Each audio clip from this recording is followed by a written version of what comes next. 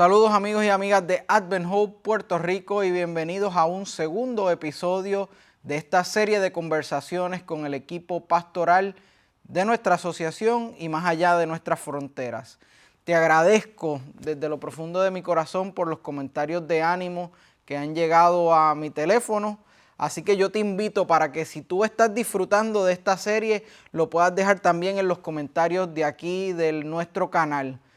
No dejes de sugerirnos quién es el próximo pastor que te gustaría que entrevistáramos y sobre algunos temas que te gustaría conocer de los miembros de nuestro equipo. En este segundo episodio tengo el placer de poder conversar con mi amigo el pastor Torres. El pastor Torres ha hecho una entrevista que es especial para mí. Ha abierto su corazón en torno a lo que implica su llegada a Puerto Rico desde la isla de Cuba. Yo te invito para que tomes un momento y vayas y quizás busques papel, servilletas. Yo en medio de la entrevista tuve momentos donde las lágrimas salieron, así que es posible que también experimentes estos espacios de gran emoción y espero que disfrutes y que sin duda alguna esta entrevista pueda hacer que mires la vida del pastor desde otra perspectiva. Acompáñame y entonces conozcamos al pastor Pedro Torres, pastor y cubano.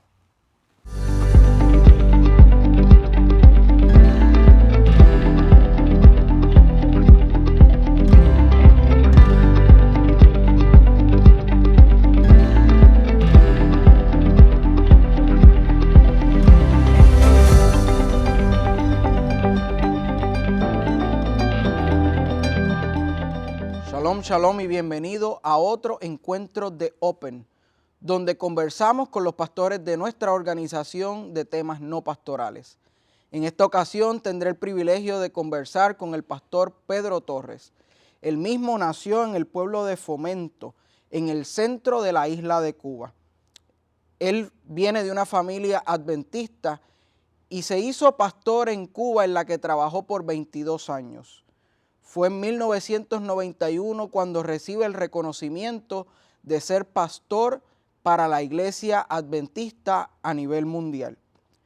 Llega a Puerto Rico en el año 2006 y ha sido, entre otras cosas, principalmente en Cuba, director del Departamento de Jóvenes de toda la Unión Cubana. Si quisiéramos compartir un dato interesante sobre el pastor, podríamos decir que su comida favorita es chillo con tostones. Eso es así. Pastor Torres, bienvenido y gracias por decir sí en esta ocasión. Gracias, gracias. Es un placer compartir contigo, de verdad que sí. Pastor, nos llega el pastor Pedro Torres de Cuba. Eso es así. Y conocer a un cubano, bueno, conocer a cada cubano es un mundo diferente. Uh-huh. Y hoy tendremos el privilegio de conocer a Cuba a través de los ojos del pastor Torres. Si yo no he ido a Cuba y yo le digo, pastor, descríbame, dígame qué es Cuba. Sí, bueno, gracias por la invitación primeramente para estar contigo aquí en este programa Open. Preguntarme cómo es Cuba es entrar en un terreno bastante amplio que el tiempo no nos alcanzaría, pero sí puedo decirte que Cuba es una isla, bueno, la mayor de las Antillas, mide 1.200 kilómetros de largo por 80 de ancho, es una isla enorme, grande, y es una isla preciosa, playas exuberantes, una vegetación muy profusa, combina montañas con grandes llanos, grandes llanuras y muchos puertos, una fauna y una flora también muy linda. Es decir, que Cuba, mi país, mi tierra, es una tierra bella. Doy gracias a Dios por haber nacido allí. ¿Qué es lo más lindo que tiene Cuba? Porque esa descripción de Cuba es una isla bella. Es ¿Qué es lo más, bella. para usted, qué es lo más lindo que Bueno, tiene Cuba? como toda isla, sus playas. Sus playas. Pero lo que también la hace bella es la combinación de playa con montañas. Tenemos varias cordilleras en Cuba, cadenas montañosas, que esa combinación la hace espectacular, la isla. Hay mucho turismo que va precisamente a Cuba detrás de esa belleza. Hablando de las bellezas del mar, tenemos muchos corales, arrecifes de coral alrededor de la isla, que para el buceo es algo muy, muy bonito. Y por todo eso y mucho más, yo te digo que Cuba es bella. Si no has ido, te invito a ir. Y si alguno no ha ido, le invito a ir. Ahora cuando pase todo, la pandemia y demás, que ahora está limitada la visita allí, le animamos a que visite nuestra isla de Cuba. Pastor, en el año 2006 usted llega a formar parte del cuerpo ministerial de la Asociación Puertorriqueña del Este. Eso es así. ¿Cuál es la historia de Pedro Torres para salir de Cuba y llegar a nuestro país? Bueno, es una historia pocas veces contada. Yo vine a hacer la maestría a Puerto Rico, a la Antilian, residiendo en Cuba, venía los veranos. Y estando en Antilian, el pastor Canales se me acercó y me hizo el ofrecimiento de venir. De hecho, me dijo, tú te puedes quedar en uno de estos veranos y después traemos a tu familia. Yo no te había dicho que soy casado por 37 años ya, tengo 2 hijos hombres, pero mi esposa y yo en Cuba habíamos tomado una decisión de que si en algún momento salíamos todos o no salía ninguno. De manera que yo le dije al pastor, mira, yo prefiero regresar a Cuba, a hablar esto con mi esposa y que ustedes inicien un trámite legal para sacarnos. Y así lo hizo el pastor. En el siguiente verano, él puso en mis manos, el siguiente verano cuando yo vine, él puso en mis manos un contrato de trabajo por 3 años para yo trabajar aquí. Y entonces yo lo llevé a la Embajada de Cuba, a la Embajada de Estados Unidos en Cuba, en La Habana. Y para sorpresa de todos, mi familia enseguida recibieron sus visas R2, al momento. Y a mí no me dieron la mía. Por asuntos políticos, de la relación política de Estados Unidos con Cuba, a mí no me dieron mi visa R1, que era la que estábamos solicitando a través del contrato. Y la historia es larga, pero puedo decirte que tuve que acceder aún hasta la oficina de la primera dama de Estados Unidos en aquel tiempo, la señora Laura Bush. Esto, por eso te dije, es una historia pocas veces contada, porque aquí nadie sabe eso. Solamente mis más allegados amigos que les he hecho la historia. Y ella tuvo que intervenir de alguna manera, su oficina tuvo que intervenir de alguna manera con la oficina consular de Estados Unidos en Cuba para que me dieran la visa 4 años después de haberla solicitado. La visa de mi esposa y mis hijos se venció a los 90 días y nos quedamos en Cuba, prácticamente allí, seguimos nuestro trabajo pastoral. Yo estaba en la Unión en ese tiempo y a los 4 años me dieron la visa y llegamos a Puerto Rico en noviembre del año 2006. Así fue mi proceso de llegar a Puerto Rico. Agradezco mucho que hayas accedido a contarnos esa parte de la historia. Sí, es fascinante. Tengo documentación de esto, porque ella me escribía a mí, la primera dama, Laura Bush. Conservo con mucho amor y de paso, no sé si ella, aunque no sé que no me va a entender, pero le estoy muy agradecida a ella por lo que hizo. Tengo en mi casa, en mi archivo, las cartas que ella me escribió de lo que ella hizo Y cuando yo llegué a Puerto Rico, le envié a ella una matutina de la mujer en inglés, que ella recibió y me contestó dándome las gracias.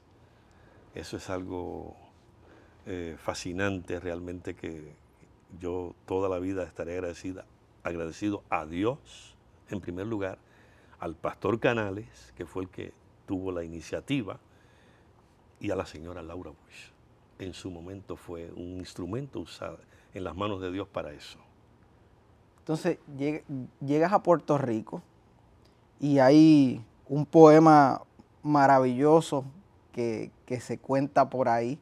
Cuba y Puerto Rico, de un pájaro, Las dos las alas dos alas. reciben flores y balas en un mismo corazón.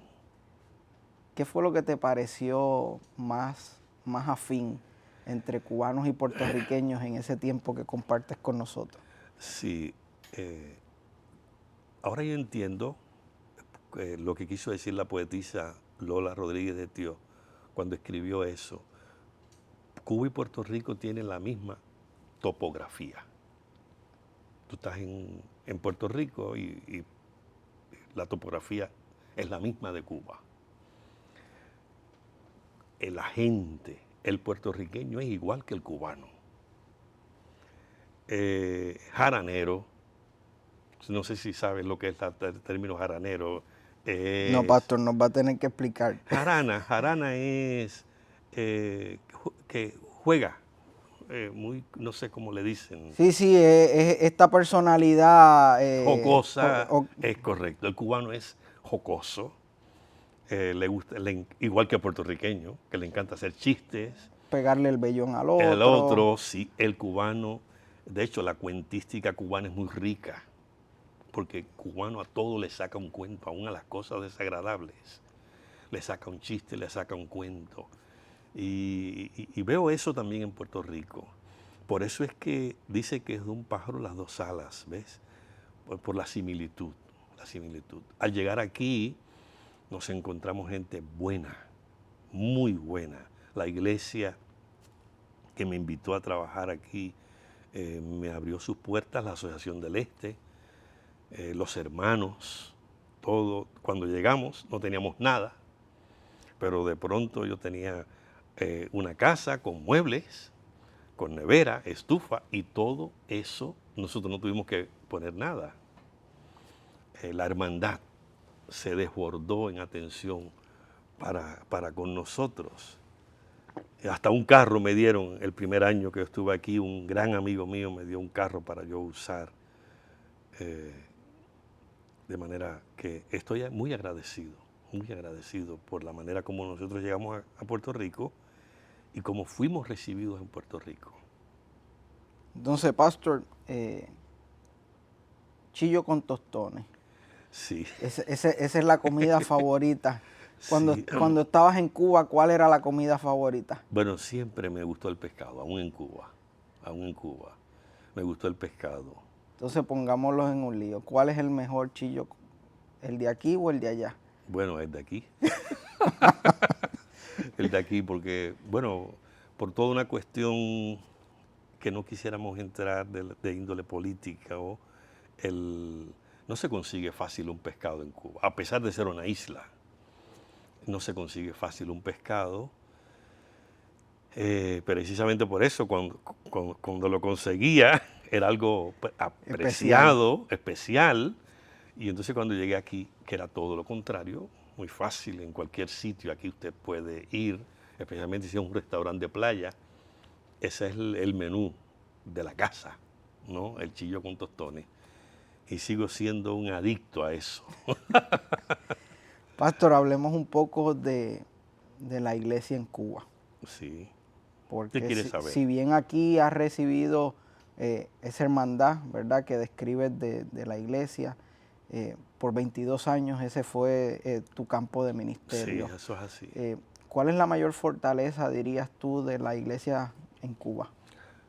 Sí, mira, la mayor fortaleza de la iglesia en Cuba es su fervor. Su fervor. La iglesia en Cuba es una iglesia fervorosa, una iglesia vibrante, una iglesia misionera. una iglesia que se ocupa de hablarle a los demás, el vecino con el vecino, el compañero de trabajo le habla a sus compañeros y demás. Así es la iglesia en Cuba.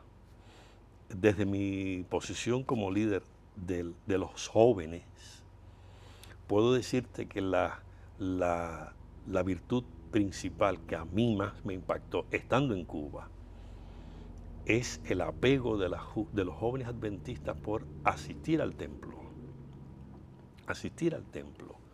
asistir a las actividades de la iglesia, organizadas por la iglesia, ya sea a nivel de asociación o a nivel de unión.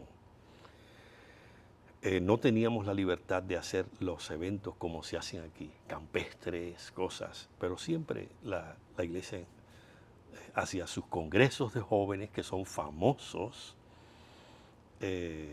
para ellos disfrutar. Puedo decirte que en un congreso de jóvenes en Cuba, como que no podíamos tener acceso a hoteles, los jóvenes, especialmente los que venían de otras provincias, porque es algo complejo de explicarte, ¿no? Los jóvenes atraen otros jóvenes. Entonces los jóvenes de La Habana, cuando había un congreso en Oriente, los jóvenes de La Habana iban para allá. Y eso era un lío, por así decirte, para el departamental de ese campo, porque él buscaba alimentación y hospedaje para los jóvenes de su asociación, pero no para los jóvenes que venían. Le llamaban los colados. Venían de otros campos. Y esos jóvenes colados dormían en las bancas del templo ese fin de semana. Tengo fresca en mi mente la imagen de cuando yo salía del templo, porque yo sí tenía un lugar donde quedarme, siempre el pastor, como que yo venía de la Unión, el pastor buscaba donde alojarnos, a mí con mi familia. Casi nunca fue en hoteles, fueron más bien en las casas de ellos mismos, de los pastores. Pero al salir del templo y ver a los jóvenes acomodando su banco donde se iban a dormir, al otro día por la mañana llegar y ver a esos jóvenes vestidos de sábado para adorar, eso es algo que me impresiona siempre. Te voy a decir una anécdota. En cierta ocasión yo estoy para predicar el sábado y hay un joven que está dirigiendo los cantos, pero o él no se había dado cuenta o se había dado cuenta, pero era lo único que tenía. Yo pude darme cuenta porque estaba detrás de él que su camisa estaba rota y él estaba dirigiendo. En Cuba se dirigen los cantos y él estaba dirigiendo esos cantos y yo estaba detrás que casi lloro porque yo decía, ¿cómo este joven puede venir a este evento con eso? Estoy seguro que era lo único que él tenía. Y él dijo, si esto es lo único que yo tengo para ir a ese congreso de jóvenes, yo me lo voy a poner, no me importa que esté roto. Y yo decía, wow, ¿cómo es posible? Terminado el evento, terminada la predicación, yo lo llamé. Y yo me había quitado la camisa con la que yo había predicado. Yo regresaba al día siguiente para La Habana, eso fue en Oriente. Y yo le dije, mira, doblé mi camisa con mucho cuidado y le dije, mira, te quiero regalar mi camisa. Ese joven empezó a llorar. Pastor, ¿cómo usted me va a dar su camisa? Yo le dije, por favor, acéptala. Él se emocionó mucho, finalmente la aceptó. Le dije, lo único que te pido es que me perdones. Es que está sudada, porque no he tenido chance de lavarla. Pero quédatela, para que tú puedas venir el año próximo al Congreso con una camisa mejor. Nos abrazamos, lloramos juntos. Porque es algo que te da duro. Y te dice tanto del joven, ¿ves? Tal vez aquí un joven con una camisa rota no hubiera ido, porque dice, no, y si me la puse esta camisa hoy sábado y tengo que ponerme la misma el otro sábado, no voy a la iglesia. Voy. Pero entonces así es la juventud cubana, ¿ves? Como tú mencionabas al principio, los jóvenes cubanos, la isla de Cuba es muy musical y eso ha traspasado, ha llegado a la iglesia. La iglesia se ha beneficiado de eso, ¿no? De manera que hay mucha música en los templos. Música. Llegado el momento, yo recuerdo que yo era pastor de una iglesia donde había varias pianistas y mira qué problema. Hay un piano, pero hay como 5 o 6 muchachas que tocan. Y entonces mi problema era que muchas veces las madres de esa, pastor, mire, ya esta niña no sale del piano y mi hija hace 3 sábados que no toca. Yo necesito que usted hable con ella y le diga que le dé un... Esos eran los problemas de los pastores en Cuba. Ya quisiéramos nosotros tener esos problemas aquí. Eso. Entonces me tocaba decirle a la otra muchacha, mira, tú estás tocando por 3 sábados y esta niña, que llegue temprano. Si ella llega temprano y se sienta, yo la dejo, pero yo llego temprano y si no hay nadie, así era la cosa, Jochi, en Cuba. Pero no solamente piano, los primeros bancos de la iglesia estaban destinados a los músicos. Allá había violín, allá había trompeta, allá había saxofón, guitarra, era una cosa que esas sociedades jóvenes, viernes en la noche, de cualquier iglesia, por no decirte ya los congresos, que ya los congresos se formaba una orquesta con 50, 60 músicos, pero en cualquier iglesia, esa música, eso levantaba a los muertos, digo yo, ¿no? Eso nos pasó en Antilles mientras yo estudiaba, llegó, y esos son choques, ¿verdad?, culturales que hay. Acá por lo regular no tenemos tantos músicos y todo el que va a tocar pasa, ¿verdad?, por todo este protocolo para permitirle tocar. Y recuerdo aquel primer culto de sábado, llegaron 2 cubanos a estudiar en Antilles.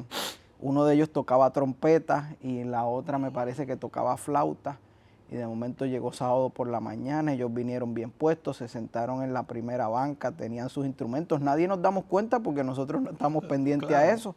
De momento comienza a sonar el himno y de momento comienza aquella trompeta dentro de la iglesia a tocar y todo el mundo se extraña. Sí. Y nada, ahí aprendí sobre esa riqueza musical que existe en Cuba y que es muy natural que la gente lleve su instrumento y llegue a la iglesia y participe de la adoración de esa manera. Eso es así. Déjame decirte, una de las cosas, uno de los choques que he tenido en Puerto Rico es que habiendo tantas escuelas libres de música, tú sabes eso. Mi esposa y yo siempre nos hemos preguntado por qué si en Puerto Rico hay tantas escuelas para aprender música, no se prolifera más. Los padres no inscriben, los padres de la iglesia no inscriben más a sus hijos. Hay algunos muchachos estudiando en la Libre de Música de Caguas, por ejemplo, en Humacao también. Pero, hermano,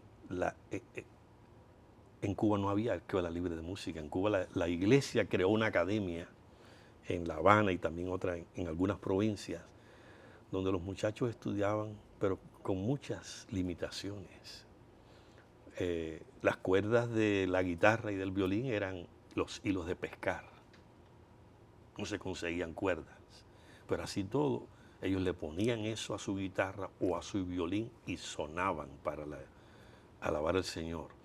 Y entonces eso, ¿por qué en Puerto Rico no se prolifera más que los padres de la iglesia pongan a sus hijos a tocar instrumentos? Eso siempre nos lo hemos preguntado. ¿Qué otro choque encontraste cuando Pedro Torres llega de Cuba a Puerto Rico que fuera como, ¿qué está pasando aquí?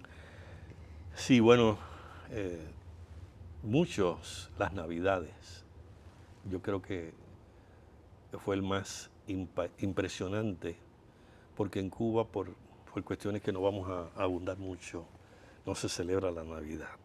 Siempre uno sabe de la fecha y en la iglesia se hacen programas alusivos, pero no como aquí. No como aquí. Las parrandas navideñas, Yo recuerdo que las primeras veces de esas madrugadas que yo me despertaba y oía esa parranda, alegre vengo de la montaña y todo, y yo decía, pero me está preguntando por un choque, ¿qué cosa es eso? ¿Qué está pasando? Y entonces pronto descubrí que era que al vecino de al lado o al hermano de la iglesia le estaban dando una parranda y que era algo cultural de Puerto Rico. Eso fue un choque, porque no existía eso en Cuba, ¿ves? Pero fue un choque agradable. Ya después, varios años después, los hermanos me decían, pastor, usted se tiene que sumar con nosotros a la parranda, y me daban unas maracas o eso de un güiro o algo. Y entonces estaba el pastor y la esposa también dando amanecido por ahí, dándole parranda a los hermanos de la iglesia.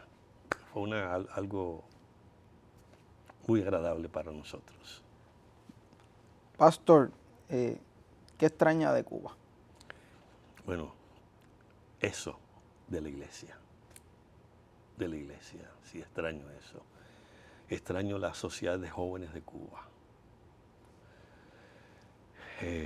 Un templo lleno de jóvenes, repitiendo los textos de la devoción matutina, de memoria. Se hacían unas competencias, se dividía el templo, la iglesia en dos, y a ver cuál de los dos bandos tenía personas que se aprendieran más textos. Entonces ahí había un conflicto también. Pastor, porque lo leyó. Esta persona lo leyó, no le anote el punto porque lo leyó. Y entonces ahí el director tenía que ser un referee, ¿no? Bueno, pero tengan en cuenta que es nuevo en la iglesia. No, ya. Y ahí había... Y eso se formaba los viernes de la noche. Y los dramas, unos dramas tremendos. Los jóvenes, nada de papel, de estar leyendo un papel, no, usted le daba, el viernes anterior usted le daba un programa a un joven, eso es y el jueves el ensayo aquí. Y el jueves llegaban todos esos muchachos, un drama con 10, 12 personas, y tenían 2 o 3 horas de práctica, pero al otro día eso quedaba, hermano, que todo aprendido de memoria, con sus gestos, con todo. Eso lo extraño, te soy franco, lo extraño. Así que el cubano ha llegado, me dices ahorita que el cubano de todo hace un cuento, y ahora me dices que la iglesia está llena de gente que logra hacer teatro. Pues claro, entonces pues sí. El arte ha llegado a ser parte importante Pues de claro, ese espíritu cubano. Eso es así, eso es así. El cubano entonces improvisa. No se aprenden las cosas de memoria. Tú le das el programa de jóvenes al muchacho, le dabas o a la muchacha, ella lo leía un par de veces, pero lo que ella decía a lo mejor no estaba ahí. Pero ya ella cogió la esencia, ¿te das cuenta? Entonces le ponía de su propia personalidad. Y si tenía que llorar, lloraba. Un programa de jóvenes, una muchacha que lloraba si tenía que llorar. El programa lo decía. Si había que reírse a carcajadas también. Es decir, que esa facilidad que tenían los jóvenes a mí me marcó positivamente como pastor y como líder. ¿Ves? Así que eso lo llevo siempre aquí. Le contaba que cuando fui a Cuba la primera vez, me dejaron en un restaurante de un barrio a las 10:30 de la noche. Y me dijeron, bueno, cuando salgas, y nos quedábamos en la universidad, me dieron las instrucciones y camina. Y yo quedé espantado cuando el carro salió. Principalmente porque de Cuba quizás nosotros tenemos discursos por nuestra geografía geopolítica, ¿verdad? Que no necesariamente atañen a la realidad de lo que es Cuba. Y yo pues viví asustado por esa hora de camino a pie para llegar a la universidad. Sin embargo, cuando llego me doy cuenta que Cuba como país es un país sumamente seguro. Eso es así. Así que después de ahí, ese resto del viaje, yo a las 10 de la noche me sentí en comodidad de poder caminar y descubrir, ver la gente frente a su casa, hablando y disfrutando, y no me sentía inseguro. Eso es así. si hubiera algún mito que la gente, ¿verdad? Sabemos que estamos llenos de mitos sobre Cuba y sobre el cubano. Si hubiera algún mito que usted pudiese desmentir o que usted dijera, no, si hay algo que yo, por ejemplo, si me preguntan qué mito yo desmentiría de los puertorriqueños, que el puertorriqueño es vago. La gente dice, no, puertorriqueño, vago, no, eso es mentira. Eh, Eso es así. ¿Qué mito usted desmentiría del cubano? Bueno, precisamente ese que tú hablas, por toda una historia sociopolítica, se ha hecho ver a Cuba como el peor lugar del mundo para vivir, para ir de visita. Aquí mismo yo me he encontrado personas que dicen, yo no voy a Cuba porque tengo miedo de que me cojan preso, porque está el concepto ese de que, Sí. bueno, hay un sistema que tiene sus características, no vamos a abundar en eso, pero el hecho de que el sistema desarrolle su política social de una manera u otra, no significa que Cuba sea insegura. No, todo lo contrario. Todo lo contrario. Yo diría, yo comparado con otros países, no voy a mencionar países para no comprometer a ningún país, pero yo he visitado, Bueno, en eh, Puerto Rico. bueno, bueno, lo dices tú que eres Lo digo yo puertorriqueño, que... pero yo he visitado, vivo ahora en Puerto Rico y sé que el issue de la seguridad es un issue ahora en Puerto Rico, un problema social. Oh, sí. No así en Cuba. Me alegra mucho que tú hayas tenido esa experiencia y que la audiencia la reciba. Porque si lo hubiese dicho yo, que soy cubano, tal vez la gente, bueno, es que él viene de allá, pero tiene que decirlo, pero tú que no vivías allí, que tuviste que aventurarte a caminar a las 10:30, 11 de la noche por un barrio poco poblado, oscuro, como tú me decías, y que no te pasara nada. Y que después tú dijeras, no, pero si esto es un quitado, yo voy a aprovechar que estoy en Cuba y voy a salir por la noche a caminar y a conocer. Y que me dijiste también que lo que viste te impactó, de que a esas horas de la noche la gente estaba en la acera de su casa conversando con el del frente y con el otro. Y así es Cuba, así es el cubano. Así que si un mito yo quisiera quitar en esta entrevista es que Cuba es un país inseguro. No, es un país seguro, es un país amigable. De hecho, voy a aprovechar para decirte esto. Cuando yo estaba en la Unión Cubana, que recibíamos visitas de pastores de la división y de la Asociación General, muchas veces yo los llevaba a hogares de los pastores, donde íbamos a tener el evento. Y esos pastores ponían esa mesa con todo, con todo.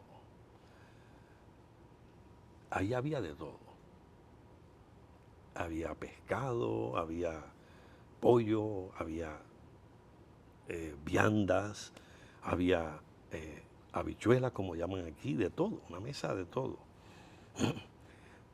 Y yo me tenía que tomar el trabajo después del almuerzo, después de la cena, llamar a ese pastor y decirle, usted no tiene idea lo que tuvo que hacer ese pastor para poner eso en la mesa.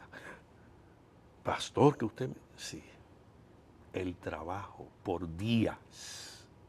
Desde que mi oficina le avisó que usted venía, ese hombre se puso en función de esta visita. Y todo eso que se consiguió fue con mucho sacrificio. Contactando por aquí para conseguir esto, contactando por allá para conseguir lo otro. Y no, bájame el precio porque me estás pidiendo muy caro y es un pastor que viene a mi iglesia, yo no puedo pagarte eso. Bueno, déjamelo en tanto. Y entonces, y esos pastores a veces veían lágrimas en sus ojos. Pues decían, ¿cómo es posible? Ellos no me conocen a mí. Nunca más yo voy a venir a esta casa porque tantas atenciones. Así es el cubano, hermano. Así es el cubano. Se da. Y da lo mejor de sí para atender al que viene de visita. Estando en Puerto Rico, es parte de ese corazón cubano, tratar de seguir ayudando a la gente que está en Cuba. Eso es así. Eso es así. No me toques mucho, me pongo sensible. Lo sé. Es un tema muy sensible para mí. Pero vivimos en Puerto Rico, pero nuestro corazón está allá. ¿Ves? Y como te decía, fuera de cámara, mi esposo y yo hemos organizado 2 veces, 2 viajes a Cuba, precisamente motivado por la ayuda que queremos llevar a nuestra isla, especialmente a personas necesitadas. Y puedo decirte, el proyecto que mi esposo y yo hemos desarrollado en estos viajes es llevar en un sobre $20. Y llevamos muchos sobres, porque se le dice a las personas que van con nosotros, con esos $20 usted va a ayudar a una familia en Cuba. Y acá me dicen, ¿pero qué van a hacer con $20? Si ese $20 yo me lo como un sábado por la noche cuando salgo, y hasta más. Y entonces yo tengo que explicarles que esos $20 representan un mes de salario en Cuba. Entonces, cuando ellos reciben esa información, y entonces me dicen, pastor, yo voy a llevar 100 sobres. Yo he tenido la dicha de ser acompañado de puertorriqueños bondadosos que me han dicho, yo voy a llevar muchos sobres, porque yo quiero bendecir a muchas familias. Me pasó algo en el primer viaje, te cuento esta anécdota. Llegamos porque alquilamos una guagua de turismo para el grupo, y cuando llegamos al primer sitio, habiéndole yo dicho a ellos en Panamá, que era donde hicimos la escala, no se separen, yo quiero tener siempre, en Cuba, quiero tener siempre contacto con ustedes como grupo, no se vayan por ahí solos porque es un país seguro, pero yo quiero saber como jefe de la brigada, ¿dónde están ustedes? En Panamá se los dije en la escala, pero llegamos a Cuba, y entonces hay 3 hermanos varones del grupo que no los encuentro. Está todo el mundo dentro del templo, y yo voy y le digo a mi esposa, ¿tú has visto a fulano, a fulano y a fulano? Dice, no, voy a ver al baño, voy al baño, los llamo, no están. Y ya yo estaba empezando a preocuparme. Cuando salgo, estaban regalando dinero en la calle. Ellos cogieron sus sobres y cogieron la calle del templo, y cada vez que habían un viejito, una persona afuera, se presentaban ellos mismos. Así es el boricua también. Yo soy fulano de tal, vengo de Puerto Rico, mira, aquí tiene este sobre. Yo me los encuentro por allá abajo y tuve que hacerle señas. Entonces, cuando llegaron, yo dije, no me hagan eso otra vez, porque nosotros teníamos un plan de bendecir la familia de la iglesia. No es que hicimos y estábamos haciendo discrimen con el resto del pueblo, pero teníamos un plan de bendecir a las familias de la iglesia y tal vez a algunos de la comunidad, pero no hacía esa magnitud de repartir. Y ellos me dijeron, tranquilo, pastor, nosotros venimos preparados. Y ahí me calmé, pero le dije, cada vez que ustedes vayan a hacer eso, por favor, díganmelo para yo saber dónde están y dónde puedo buscarlos. Anécdotas. Y en eso puertorriqueños y cubanos, ese cariño se seguirá desarrollando. Eso es así. Quizás, ¿verdad?, desde la estructura política hay una distancia particular, pero como hermanos caribeños seguiremos siendo amigos y aliados. Así es. Así que, pastor, en esta ocasión queremos tomar una pausa de esta conversación que sin duda alguna ha sido sumamente interesante. Y al regresar de esta, el pastor Torres estará abriendo la Biblia con nosotros. Así que no te despegues, que regresamos con más de Open. El evangelismo tecnológico llegó al este de Puerto Rico de la mano de Advent Hope, el canal oficial de YouTube de la Asociación Adventista del Este. Predicar la palabra y exaltar a Jesús a través de las redes sociales será una realidad con programación de calidad para todas las edades. ¿Cómo puedes acceder a este canal? Sencillo, entra a la plataforma de YouTube y escribe en el buscador Advent Hope Puerto Rico. Al ver nuestra programación, dale like, suscríbete y presiona la campanita para notificaciones en el futuro. Con tu ayuda, al compartir este canal con otras personas, seguimos avanzando el Evangelio de Jesús con un mensaje de esperanza en estos tiempos difíciles. Somos Advent Hope Puerto Rico. Regresamos a Open, este espacio donde conversamos con pastores de asuntos no pastorales, y en esta ocasión he tenido el privilegio de conversar con el pastor Pedro Torres, quien ha llegado de la isla de Cuba. Así que, pastor, gracias por esta hermosa conversación, y ahora vamos a tener una conversación igualmente hermosa al abrir la palabra de Dios. Amén. El tiempo es suyo. Gracias por la oportunidad. En el tiempo que nos queda, quiero compartir con ustedes la reflexión que se encuentra en el Salmo 124. En el Salmo 124, aquí se presenta un gran principio que tenemos que entender tomando en cuenta el gran conflicto entre el bien y el mal. Una de las estrategias más utilizadas por el diablo es la de hacernos creer que por alguna razón Dios no está con nosotros. Tal vez por nuestra conducta que no ha sido la mejor, tal vez por nuestro pasado. Dios no está con nosotros. Y es por eso que te está pasando lo que te está pasando.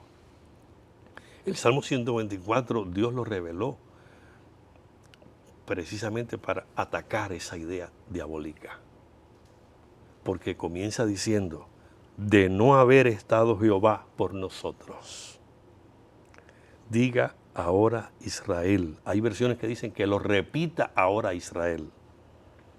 De no haber estado Jehová por nosotros. Cuando los hombres se levantaron contra nosotros, vivos nos habrían tragado entonces, cuando contra nosotros se encendió su furor.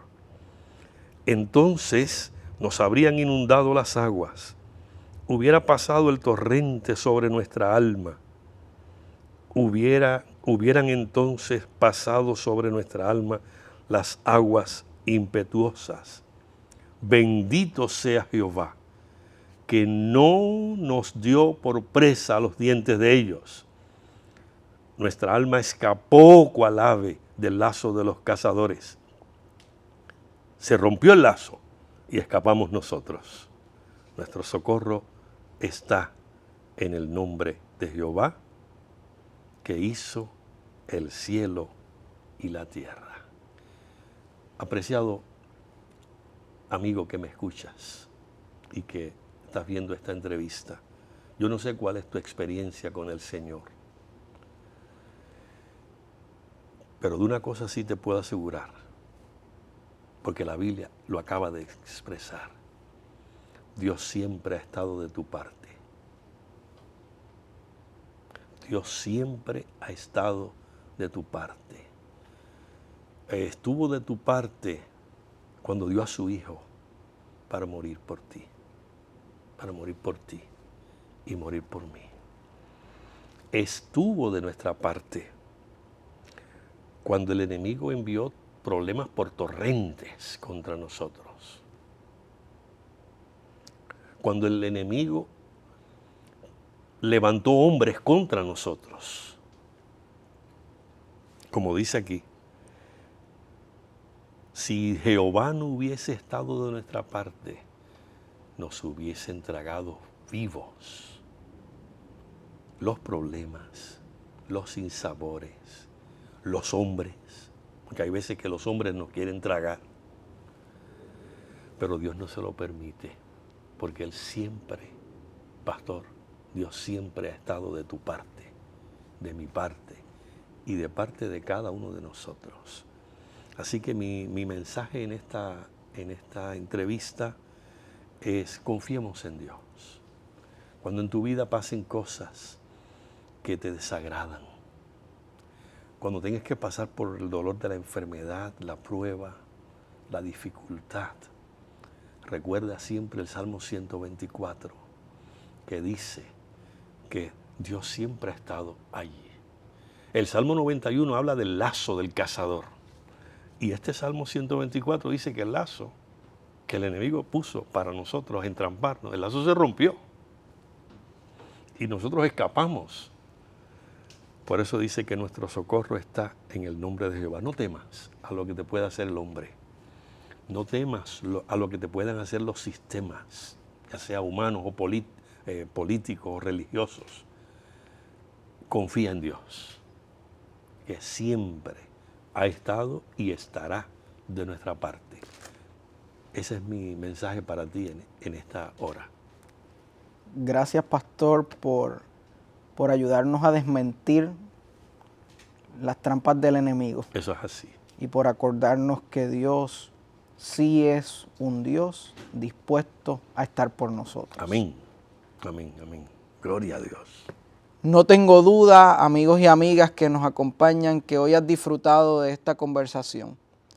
Recuerda que la próxima semana, jueves, en este mismo espacio estaremos conversando con otro pastor de nuestra organización. Así que comparte este programa y permite que otros reciban bendición. Será hasta la próxima ocasión aquí en Open.